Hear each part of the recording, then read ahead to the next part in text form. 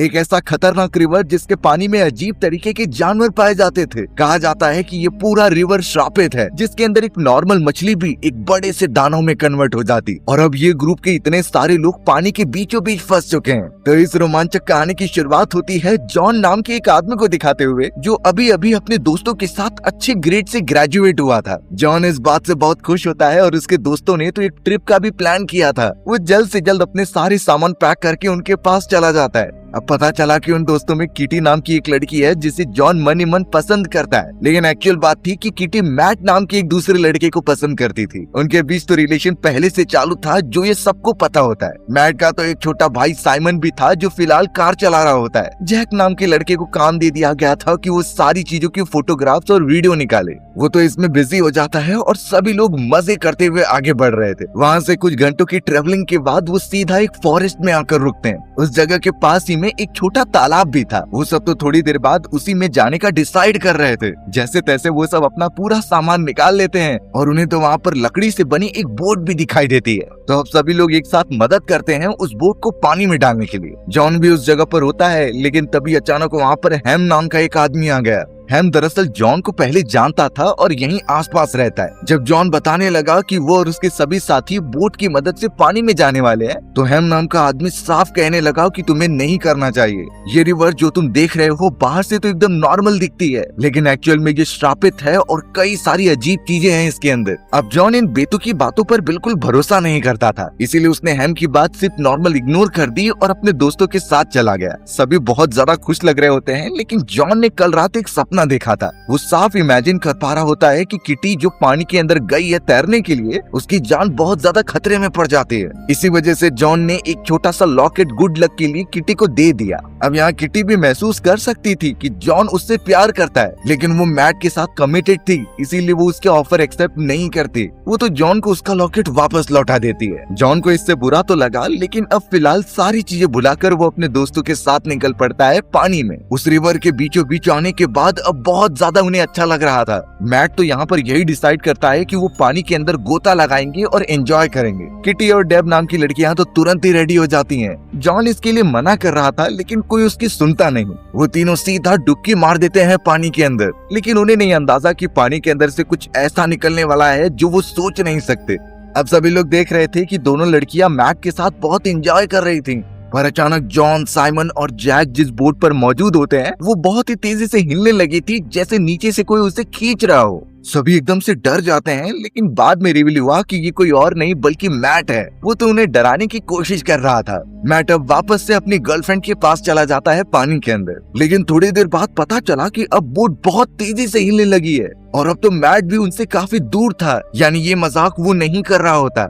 John ने जब आखिरकार पानी में नजर मारी तो उसे बहुत ही बड़ा जानवर दिखाई देता है। इस जानवर का साइज किसी शार्क से भी ज्यादा बड़ा था। ये देखकर जॉन एकदम डर गया और अपने बाकी साथियों को वापस आने के लिए कहा। शुरुआत में तो मैट, किटी और डेब उसकी बात नहीं समझते, लेकिन जब उन्हें रियलिटी में पानी के अंदर कुछ हलचल दिखाई दी, तब जाकर वो बोट की तरफ बढ़ने लग जाते हैं। जैसे तैसे उन तीनों को उन लोगों ने ऊपर खींच लिया और वो सभी सेफ हो गए, लेकिन एक्चुअल में खतरा अभी टला नहीं था। साइमन यही ट्राई कर रहा था कि वो चप्पू से बोट को किनारे पर लेकर जाए, लेकिन पानी के अंदर से वही दानव जैसा क्रिएचर बाहर निकलता है और उस चप्पू को पानी में गिरा देता है। डैब नाम की लड़की तो ट्राई कर रही थी कि वो चप्पू को किसी भी हालत में पकड़ ले, लेकिन जैसे ही वो अपना हाथ आगे बढ़ाती है, तभी उस क्रिएचर ने उसके हाथ पर काट लिया था। मैट ने तुरंत ही डेब को वापस खींच लिया और बोट पर रखा। पता चलता है कि उस क्रिएचर के नुकीले नाखून उसके हाथ में गड़ गए थे और अब डेब के हाथ से इतना खून निकल रहा होता है कि कोई सोच नहीं सकता था। जैसे तैसे उसके खून को रोकने के लिए पट्टे बांधे गए, लेकिन ये काफी नहीं था। साइमन भी उस चप्पू को लेता है, लेकिन क्रिएचर ने उसे तोड़कर फेंक दिया था। यानी पानी के अंदर जो भी है वो नहीं चाहता कि ये सब यहाँ से निकले।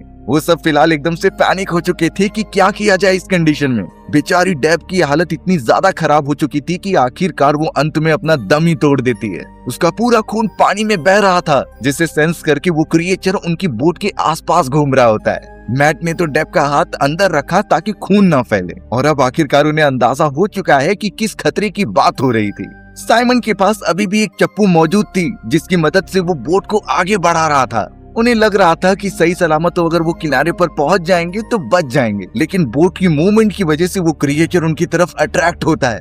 अब साइमन को उसके ऊपर बहुत गुस्सा आने लगा, इसीलिए उसने चप्पू से सीधा उस क्रिएचर के मुंह पर मारा। पता चलता है कि वो चप्पू ही उसकी बॉडी से अटक गई है और अब आखिरी बची हुई चप्पू भी उनसे दूर चली गई थी। हर एक कोई अब फिलहाल एकदम टेंशन में था, क्योंकि अब तो वो बोट को आगे भी नहीं बढ़ा सकते।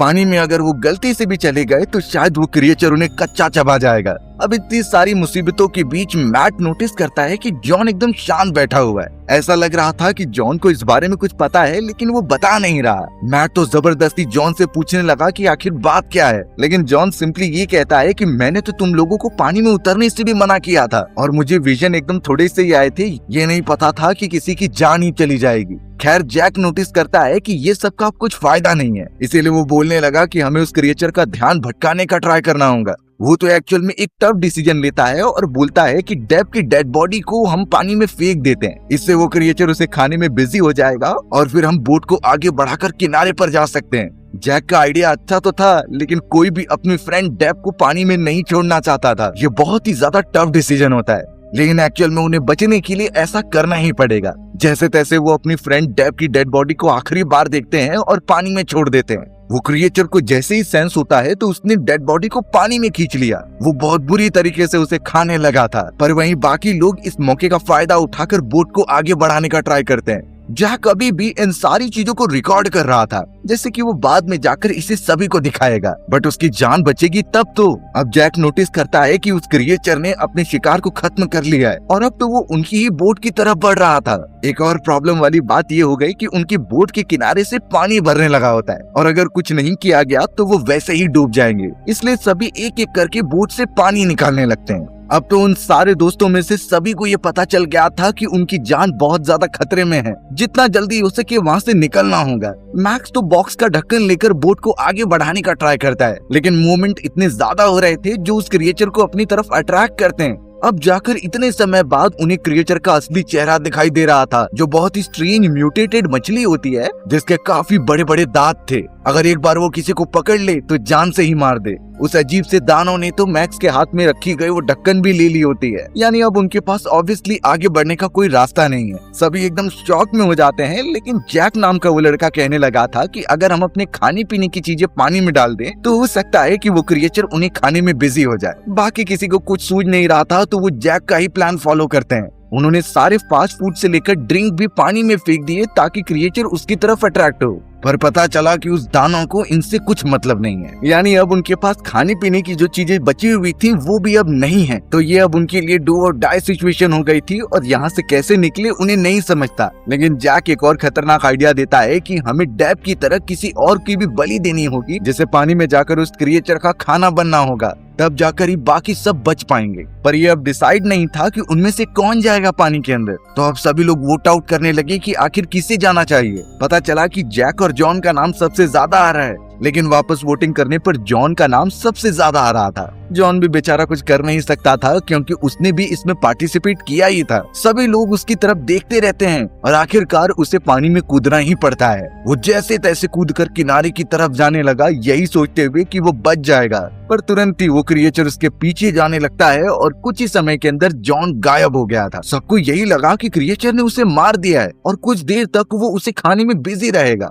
तो इसी वजह से वो सब यहाँ से बाहर निकलने का ट्राई करते हैं। किटी तो जैक को ही इल्जाम लगा रही थी, क्योंकि उसने ही ये भद्दा आइडिया दिया, शायद उसकी वजह से ही उनकी ये हालत हुई है। वो सब एक साथ मिलकर हाथ से भी बोट को आगे बढ़ा रहे होते हैं, लेकिन मानो बोट एक जगह पर स्टक हो गई, क्योंकि हाथों से ऑब्वियसली उसे आगे नहीं बढ़ाया जा सकता। वो बड़ा सा दानव तो अब उनके पास भी आने लगा था और बोट के चारों तरफ चक्कर लगाता है। तभी उन लोगों के पास कुछ फायर क्रैकर्स होते हैं जो कि जलाकर पानी में फेंकने लगे। थोड़े से धमाके होते हैं जिसकी वजह से वो क्रिएचर दूर चला जाता है, यानी कुछ देर तक वो सब एकदम शांति से बोट पर बैठे हुए होते हैं। लेकिन ये कोई सॉल्यूशन नहीं था वहाँ से बाहर निकलने का। क्रिएचर अभी भी वहीं मंडरा रहा होता है। तभी मैट ने जैक की तरफ देखते हुए ये कहा कि अब शायद हमें जैक को पानी में फेंक देना चाहिए। जैक एकदम से डर जाता है और उन्हें कई सारी बातें बताने लगता है। उसने तो उनसे रिक्वेस्ट भी की, लेकिन जब कोई नहीं मानता तो जैक ने एक बहुत ही बड़ा खुलासा किया। वो कहने लगा कि किटी जो मैट की गर्लफ्रेंड है, उसका संबंध एक्चुअल में मैट के छोटे भाई साइमन से भी था। साइमन जब ये सुनता है तो उसे भी काफी गुस्सा आने लगा। लेकिन जैक बता रहा होता है कि मेरे पास कैमरा के अंदर ये सारा प्रूफ है, तुम चाहो तो उसे देख सकते हो। लेकिन मैट और साइमन अब इतना गुस्सा हो चुके थे कि उन्होंने जैक को पकड़ा और उठाकर पानी में फेंक दिया। बेचारा जैक मदद मांगता रहा, लेकिन बाकी बचे हुए लोग बोट पर से आगे निकल जाते हैं। कुछ देर तक तो जैक के आसपास एकदम शांति रहती है, लेकिन फिर वो दानव उसके ऊपर झपट्टा मार लेता है और उसकी बॉडी के टुकड़े कर देता है। यानी बेचारा जैक भी बुरी तरीके से मारा गया। इस हादसे में बचे हुए होते हैं तो वो 3 लोग जो बोट पर तो मौजूद थे, लेकिन आगे वो बढ़ी नहीं रही होती। अब दूसरी तरफ हमें जॉन दिखाया गया जो जैसे तैसे किनारे पर पहुंच गया, यानी एक्चुअल में वो मरा ही नहीं होता। कहीं न कहीं जॉन अपने गले में पहने उस तावीज का शुक्रिया अदा करता है जो शायद इस पूरे श्राप से उसे बचा रही थी, और हो सकता है इसी वजह से उस क्रिएचर ने जॉन पर हमला नहीं किया। अब जॉन नोटिस करता है वहाँ पर एक और बोट है, लेकिन वो मोटर लगी हुई है, यानी उसका मोटर चालू करके वो बहुत तेजी से आगे बढ़ सकता है। इसलिए अब वो उसे पानी में उतारने लगा ताकि अपने दोस्तों की मदद कर सके। वहीं तालाब के बीचों बीच मैट अपने भाई और किटी पर शक कर रहा था। उसके दिमाग में तो जैक द्वारा बताई गई बातें ही घूम रही थी, क्योंकि उसने जाते जाते यही कहा था कि उसका छोटा भाई साइमन और किटी एक दूसरे के साथ रिलेशनशिप में है। मैट फिलहाल के लिए किसी के ऊपर भरोसा कर ही नहीं पा रहा था। उसे सिर्फ यहाँ से अपनी जान बचानी है और किनारे पर जाना है। मैट जब जॉन के बैग को अच्छी तरीके से छानबीन करता है तो पता चला उसमें एक कुल्हाड़ी थी। वो तुरंत ही कुल्हाड़ी को एक हथियार के तौर पर बाहर निकाल लेता है, यानी कि अगर क्रिएचर आएगा तो वो उस पर हमला कर देगा। साइमन ने भी एक बॉक्स को निकाला और उसकी मदद से बोट को आगे बढ़ाने लगा, लेकिन यही बात होती है कि वो दानव उन्हें जाने नहीं देना चाहता था। वो तुरंत ही बॉक्स को पकड़ता है और तोड़ देता है। ये शॉकिंग चीज पता चली कि उसने तो बोट को भी तोड़ना स्टार्ट कर दिया था। बोट के एक भाग से पानी भरने भी लगा होता है। लेकिन अब इन सारी चीजों से किटी काफी गुस्सा हो जाती है और उस कुल्हाड़ी को लेकर क्रिएचर के ऊपर मारने लगती है। उसने कई वार किए जिससे क्रिएचर को काफी डैमेज पहुंचता है। वो तो कुछ समय के लिए वहाँ से दूर चला गया था और उन्हें लगता है कि शायद अब वो बच जाएंगे। मैट और साइमन थोड़ा सा खुश भी हो रहे थे, क्योंकि उन्होंने पहली बार उस बड़े से दानव को चोट पहुंचाई है। और खुशी की बात सिर्फ यहीं तक नहीं थी, क्योंकि उन्हें दिखाई दे रहा था कि सामने कोई मोटर बोट से आ रहा है उनके पास। ध्यान से देखने पर पता चला कि ये कोई और नहीं बल्कि उनका दोस्त जॉन है, जो शायद उन्हें यहाँ पर बचाने आया है। उन लोगों ने भले ही जॉन से धोखा करके उसे पानी में फेंक दिया था मरने के लिए, पर जॉन यहाँ जैसे तैसे उन्हें बचाने के लिए आ ही जाता है। वो मोटर बोट उतनी भी तेज नहीं चल रही थी, लेकिन जॉन जब वहाँ पहुँचता है तो बाकी तीनों बहुत खुश हो जाते हैं। जॉन ने तुरंत ही एक रस्सी फेंकी ताकि वो मोटर बोट की मदद से उनकी बोट को किनारे पर लेकर चले जाए। थोड़ी देर तक सब कुछ एकदम प्लान के हिसाब से चल रहा था।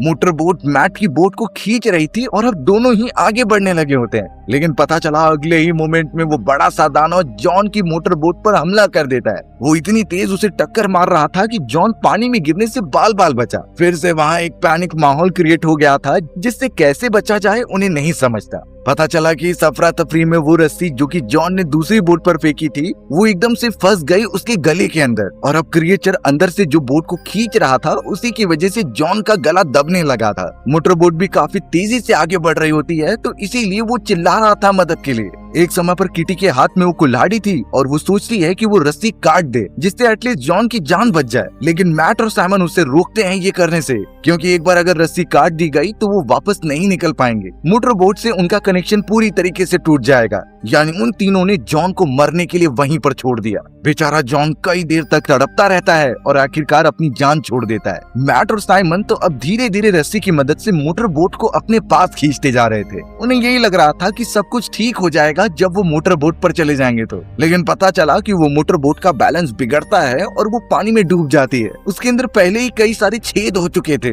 यानी अब उनके पास एक मौका जो बचा हुआ था वो भी बेकार हो गया। मोटर बोट एकदम से पानी में डूब चुकी होती है। उनके सामने तो बेचारे जॉन की डेड बॉडी पड़ी हुई थी। उन तीनों के चेहरे पर एक निराशा साफ झलक रही होती है और उन्हें समझ गया था कि इसके आगे वो कुछ नहीं कर सकते।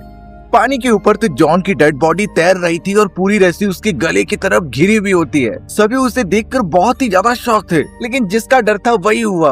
वो पानी का क्रिएचर तुरंत ही जॉन की डेड बॉडी के पास बढ़ता है और उसे अच्छी तरीके से सेंस करने लगता है, लेकिन उन्होंने नोटिस किया कि क्रिएचर जॉन की डेड बॉडी को खा ही नहीं रहा। अब ऐसा क्यों हुआ ये सब वो समझ नहीं पाते, उन्हें सिर्फ यहाँ से निकलना था। इन सारी चीजों से साइमन को बहुत ज्यादा गुस्सा आता है और उसने कुल्हाड़ी उठाकर बोट की लकड़ी को तोड़ना स्टार्ट किया। वो तो उससे कुछ लकड़ियां निकाल ले रहा था ताकि वो बोट को आगे बढ़ा सके, यानी अब किटी और साइमन पूरी कोशिश कर रहे थे वहां से निकलने का, पर मैट जिसके दिमाग में कई सारी बातें घूम रही होती हैं, वो बैठकर साइमन और किटी पर शक करने लगता है। यानी कि वो जैक द्वारा कही गई बातों को सोच रहा था कि कैसे किटी ने उसे धोखा दिया है उसके भाई के साथ। मैट को तो अपना खुद का भाई और किटी दुश्मन लगने लगे थे। वो उनके ऊपर अब बिल्कुल भी भरोसा नहीं कर सकता था, चाहे कुछ भी हो जाए। अब इन्हीं सारी बातों के बीच पता चला साइमन और मैट की आपस में बहस हो गई है। वो दोनों तो एक दूसरे से लड़ने भी लगे थे और ट्राई करते हैं कि दूसरे को पानी के अंदर ढकेल दें। किटी भी उन्हें रोकने की कोशिश कर रही थी। थोड़ी देर बाद दोनों भाई एकदम रुकते हैं और यही सोचते हैं कि बोट के ऊपर फिलहाल सबसे ज्यादा बुरा इंसान कौन है। साइमन भी एक्सेप्ट कर रहा था कि किटी ही वो लड़की है जिसने हम दोनों को फंसाया और हमारे साथ खेलकर हमारे बीच में दूरियां बना रही है, तो इसलिए सबसे पहले किटी को ही पानी में फेंक देना चाहिए। किटी उनसे रिक्वेस्ट कर रही थी, लेकिन साइमन और मैट एकदम से पागल हो चुके थे। उन्होंने तुरंत ही उसे उठाया और पानी में ढकेल दिया। बेचारी किटी बोट पर वापस आना चाहती थी क्योंकि क्रिएचर कभी भी उस पर अटैक कर सकता है, पर मैट और साइमन उसे ऊपर आने ही नहीं दे रहे थे। ऐसा लग रहा था कि उनके अंदर का एक सेल्फिश इंसान बाहर आ चुका है। कई देर तक किटी पानी में रही और आखिरकार वहां से गोता लगा देती है अपनी जान बचाने के लिए। यानी अब सिर्फ बोट के ऊपर वो दोनों भाई यानी मैट और साइमन बचे हुए थे। पहले तो लग रहा था कि दोनों एक दूसरे की मदद करेंगे यहाँ से निकलने के लिए, पर थोड़ी ही देर में वो दोनों एक दूसरे से वापस लड़ने लगे थे, क्योंकि उन्हें पता था कि यहाँ पर सिर्फ एक ही जिंदा रह सकता है। तो मैट और साइमन एक दूसरे को धक्का देते हैं और पता चला वो दोनों ही पानी में गिर चुके थे। सबसे बुरी बात तो ये हुई कि साइमन के सर पर चोट लग गई थी और वो इतना कमजोर हो चुका था कि डूबने लगा होता है। मैट को ये चीजें देखकर बहुत दया आने लगी अपने भाई के ऊपर और वो उसे इस तरीके से मरने के लिए नहीं छोड़ सकता था। इसीलिए मैट पानी में कूदता है साइमन को बचाने के लिए। वो उसे पकड़कर बोट के पास ला ही रहा था, तभी साइमन की नजर गई उस क्रिएचर के ऊपर जो कि सीधा उनकी तरफ ही बढ़ रहा होता है। इसीलिए साइमन ने एक अच्छा मौका देखा और सीधा लात मारकर मैट को उस क्रिएचर के पास फेंक दिया। क्रिएचर मैट को अपने नुकीले दांतों के अंदर फंसा लेता है और बुरी तरीके से उसे लेकर जाने लगता है। यानी यहाँ पर मैट का भी काम तमाम हो चुका था उसके छोटे भाई की वजह से। साइमन भी जैसे तैसे अपने आप को बचाकर बोट पर आता है। अब हमें दूसरी तरफ पता चला कि किटी अभी तक मरी नहीं है, वो तो जिंदा है और दूसरी उल्टी हुई मोटर बोट के ऊपर बैठी हुई है। वो जैसे तैसे बचते हुए तैरकर यहाँ पर आ गई और यही प्रे कर रही थी कि क्रिएचर ने उस पर अटैक नहीं किया। किटी जब थोड़ी देर तक उस नाव के ऊपर रहती है तभी उसे जॉन की डेड बॉडी दिखाई दी। किटी के दिमाग में यही चल रहा था कि जॉन जब मर चुका है तो उस क्रिएचर ने उसे खाया क्यों नहीं, वो तो बाकियों को कच्चा निकल जा रहा था। तब जाकर किटी के दिमाग में आता है उस लॉकेट के बारे में जिसे कि जॉन ने शुरुआती समय में उसे देने की मांग की थी। किटी जल्द से जल्द जॉन के गले में लगा हुआ वो लॉकेट निकाल लेती है और खुद पहन लेती है। लेकिन अब यहाँ पर एक रियलिटी चेक होने वाला था। जैसे ही वो क्रिएचर अब उसके आसपास घूमने लगता है तो अब जाकर वो जॉन की बॉडी को अपने साथ लेकर चला गया खाने के लिए, क्योंकि ऑब्वियस बात थी कि जॉन के गले में वो लॉकेट नहीं था। इस वजह से किटी ये समझ गई कि जो ये लॉकेट पहनेगा उस पर ये क्रिएचर हमला नहीं करता। इस वजह से बिना खौफ के वो पानी में उतर जाती है और तैरते हुए किनारे की तरफ बढ़ती है। कुछ घंटे इस तरीके से बीत गए थे और काफी अंधेरे वाला समय हो चुका था। किटी को लगा कि वो किनारे पर बचकर यहाँ से निकल जाएगी किसी की मदद लेकर, लेकिन फिर पता चला उसके ठीक पीछे साइमन आ चुका है। साइमन अभी तक मरा नहीं था, जैसे तैसे वो बोट पर सरवाइव कर रहा होता है। वो तो तुरंत ही भागते हुए किटी को पकड़ लेता है, यानी वो उसे किनारे पर जाने नहीं दे सकता था। सबसे पहले तो साइमन किटी के पास पहुंचकर समझा रहा था कि हमें यहाँ से निकलना होगा, ये इसलिए ताकि किटी उसके ऊपर भरोसा कर ले। लेकिन साइमन को यह अंदाजा था कि अगर किटी बाहर निकल गई तो वो साफ बता देगी कि उसने ही मैट को मिलकर मारा है, इससे तो साइमन फंस जाएगा। तो साइमन उस जगह पर किटी का दिल जीतने का ट्राई करता है और उससे किस भी कर लेता है। किटी बेचारी यही समझ रही थी कि साइमन उसका साथी है और अभी भी उससे प्यार करता है, इसलिए वो जैसा बोल रहा था वो वैसा ही फॉलो करती है। पर तुरंत ही साइमन की असली सच्चाई बाहर आई। वो तो किटी को पकड़कर पानी में डुबाने लगा और उसके गले का वो लॉकेट भी निकाल लेता है, यानी उससे भी पता है इस लॉकेट की सच्चाई के बारे में। साइमन ने लॉकेट पहन लिया और जब किटी भागने की कोशिश करती है किनारे की तरफ तो साइमन उसका गला पकड़कर पानी में डुबाने लगा था। बेचारी कई देर तक चिल्लाते रह गई, लेकिन वहाँ बचाने वाला कोई भी नहीं है। साइमन ने जैसे तैसे अपना हाथ उसके गले पर बनाए रखा और तब तक नहीं हटाया जब तक किटी अपनी सांसें बंद न कर ले। कुछ ही देर के अंदर पता चला कि किटी मर चुकी है और अब सिर्फ साइमन बचा हुआ है जिसके पास वो लॉकेट है, तो यानी वो क्रिएचर उसका अब कुछ बिगाड़ नहीं सकता। साइमन अब किनारे पर पहुंचने वाला होता है और जैसे ही वो पानी के बाहर कदम रखने गया तभी सामने की तरफ एक आदमी आता है जो अपनी गाड़ी की हेडलाइट्स चालू कर देता है। साइमन भी ये देखकर एकदम घबरा गया कि उस बूढ़े आदमी ने सारी सच्चाई तो नहीं जान ली। अगर ऐसा होगा तो साइमन ऑब्वियसली फंसने वाला है। हमें शॉकिंग चीज पता चली कि सामने हेम नाम का वही आदमी है जो शुरुआत में जॉन से मिला था और इस रिवर में जाने से वो मना कर रहा था।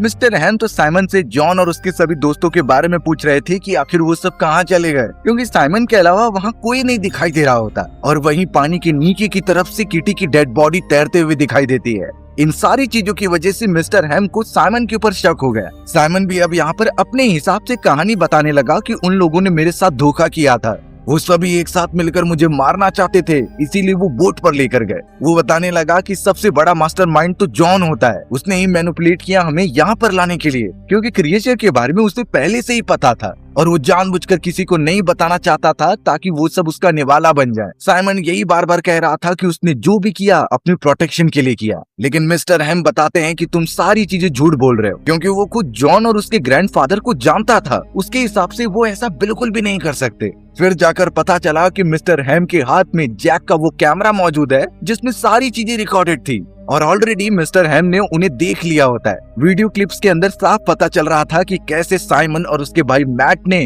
अपने आप को बचाने के लिए कई सारे लोगों की कुर्बानी दी। वो इतने ज्यादा सेल्फिश बन गए कि दूसरों की चिंता करना ही भूल गए। तो इस वजह से मिस्टर हेम ये समझ चुके थे कि साइमन ही इन सारी चीजों का जिम्मेदार है। साइमन तो उसके आगे गिड़गिड़ाने लगा कि उसे यहाँ से जाने दिया जाए, लेकिन देखकर लगता नहीं कि मिस्टर हेम उसे इतनी आसानी से छोड़ेंगे। तुरंत ही उन्होंने अपनी गन निकाली और सीधा साइमन के पैर पर शूट कर दिया। बेचारा साइमन एकदम तड़पने लगा होता है और उसके हाथ से वो लॉकेट भी नीचे गिर गया था। पानी में पूरा खून फैलने लगा होता है और इसका मतलब साफ है कि कोई पास आने वाला है। उस क्रिएचर को ये सारी भनक लग गई थी और थोड़े ही देर के अंदर वो झपट्टा मारता है साइमन के ऊपर और उसे खींच कर लेकर चला जाता है एकदम गहराई में। यानी आखिरकार साइमन की भी मृत्यु हो चुकी है। मिस्टर हेम को जॉन की मरने का बहुत बुरा लग रहा था, लेकिन उन्होंने उसका बदला ले ही लिया। जितने भी फ्रेंड्स उस जगह पर गए थे, समुद्र ने सभी के सभी को निगल लिया। यही रीजन होता है कि मिस्टर हेम सभी को मना करते हैं कि कोई भी इस रिवर के अंदर मत जाओ, क्योंकि ये बहुत ज्यादा श्रापित है और अलग अलग टाइप के क्रिएचर्स यहाँ से निकलते रहते हैं। हमारी भी कहानी इसी तरीके से यहीं खत्म हो जाती है। सो व्यूअर्स, अगर आपको मेरा नरेशन 1% भी अच्छा लगा होगा ना, तो वीडियो को लाइक एंड चैनल को सब्सक्राइब जरूर कर देना। मिलते हैं इसी तरीके की मजेदार वीडियोस में, तब तक के लिए बाय बाय।